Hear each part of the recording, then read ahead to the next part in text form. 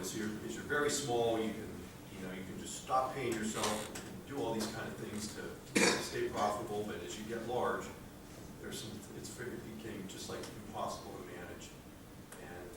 And I've got some expressions or lessons that I've learned, and one of those is that I heard during that crisis was when good management meets bad industry always wins. And it really struck a chord with me. I remember that. But it's 5 years later, and somehow we managed to get through that. It wasn't pretty, but we are here. We're growing again, and we're profitable. To give you a sense of our industry, it's a $12 billion industry. So it's kind of a small industry compared to a lot of our clients. Some of our clients, I'll show you in a couple of seconds here. Our Comcast and DuPont. And Comcast, I think, is approaching 50 billion. DuPont is behind them in the range of 36 billion, or last time I checked.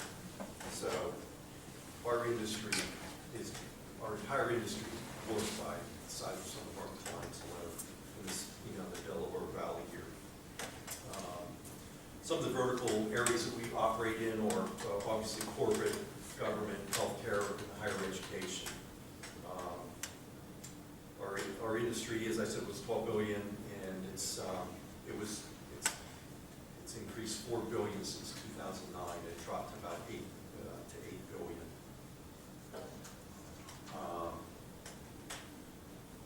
We've been fortunate to gain some awards over the years. We love our awards because they're kind of our bragging rights when we go to generate or call on new clients to generate new business. Because we want to give our, the way we can sometimes close a deal is by, demonstrating what we've done for either other clients or, how we've been recognized within the business community. It just validates who we are, our ability to deliver, and to, be a good business partner. Also, we try to give back to the community, as where we can. And so there's a couple of, local charities that we have participated in. Just to give you a sense of what clients we work with, Chester County Justice Center, I'm sure you're all familiar with the courthouse, the administration building, and these could be prospective employers for you as well if you decide to go the route of the corporate world. IMS Health in Collegeville, Wilmington Trust, we provide services for Wilmington Trust, now M&T Bank, nationwide for them.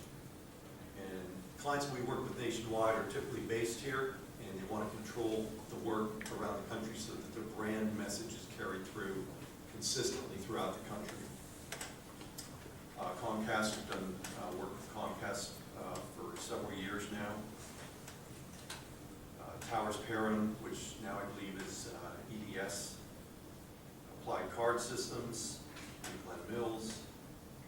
Exalta Performance Coatings in Philadelphia and in Glen Mills. And Cephalon Pharmaceutical, which is now Teva, which was one of the cornerstones for Ed to start the business. And now ViraPharma was recently acquired by Shire just about a week ago. Kenzie Nash, again, a lot of Chester County companies. Then eMoney Advisors, very progressive financial services, software services firm in Conshohocken. And then, of course, DuPont. DuPont is our largest client, and we handle about 6 million square feet locally, and we handle facilities all across the U.S. And they just have tremendous real estate footprint.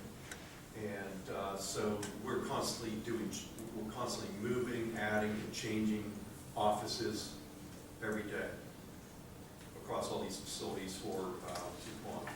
Verizon, same thing. We really concentrate on this area, Pennsylvania, Delaware, and South Jersey. And Verizon has so much real estate, they don't even know how much. We actually know more about their real estate than they do. They just have so many buildings that, this legacy over, years and years. today, you know, we talk about High Street, and there's three guys, you know, his dad, and then, you know, two more brothers, three guys starting out of, you know, his dining room, then his house. Today, we have online procurement, we have a safety committee, we get safety awards every year. Our employees are extremely important. They're our most valuable asset. And as business students, I hope you know that by now. They are, it's your employees. It's not your plant equipment or anything else. It's the brain power and the skills of your employees that really make your business work. So their safety is really important to us. And we've won this contract with safety award from DuPont, who for 10 years in a row now is probably the most stringent safety company in the country. We have flow charts for processes and procedures. We have metrics and data. We have metrics, you know, we do an 83-page report for one of our clients with metrics in it. And the four brothers find those metrics just totally mind-numbing. You know, it's safety audits and exposure. But then, about a year or two ago, we decided, you know, we really need to embrace these metrics because we've kind of been turning our nose at them, or boring, and it's all this data, you know. It's not fun and exciting. So when you're looking at metrics as you get out and work, if you try to put it into context, it'll become a lot more interesting and meaningful to your clients and to your own firm as well to manage from. So one of the things we looked at here was we have 315,000 exposure hours. Exposure hours are every hour worked on a site where we haven't had a safety incident.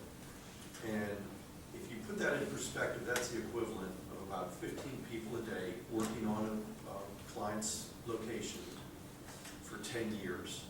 And that's pretty staggering. And I kind of took that approach, you know, I stole that from a Steve Jobs kind of presentation that I was watching.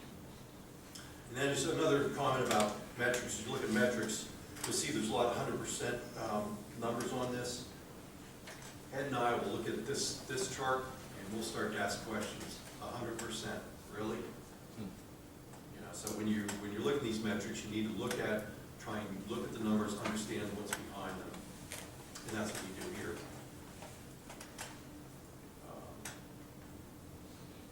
And we have quality control. We have a quality control team. And again, these are things that grew over 20 years. So we started out with sort of like, I left my job and left his job.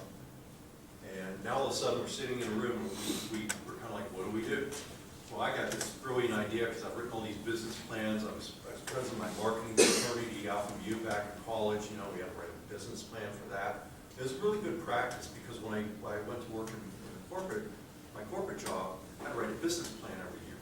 And I'd write these 7 or 8 or 10-page business plans because I thought they were great business plans. And that's what we did when we started Brennan. Ed was actually working with clients and had sales going, and I decided, gee, we need to write a business plan and figure out what we're going to do here. So we wrote this business plan. It was very grandiose. It was, you know, I don't know how many pages, but I'll tell you today, and we've been counseled by our manufacturer, who we're very much aligned with. Today, my business plan is 1 page, and it's 8 items on it. I have a big goal, I have a couple, maybe 1 or 2 strategy, a couple tactics, and it's that simple. Because the reality is, you're just so busy every day with everything coming at you that you won't look at your business plan for 3 or 6 months. And unless it's, you know, really in front of your face, it just time slips by and it's, you know, it's gone. So it's the end of the year. You have this, you know, this big book. Yeah, jump in.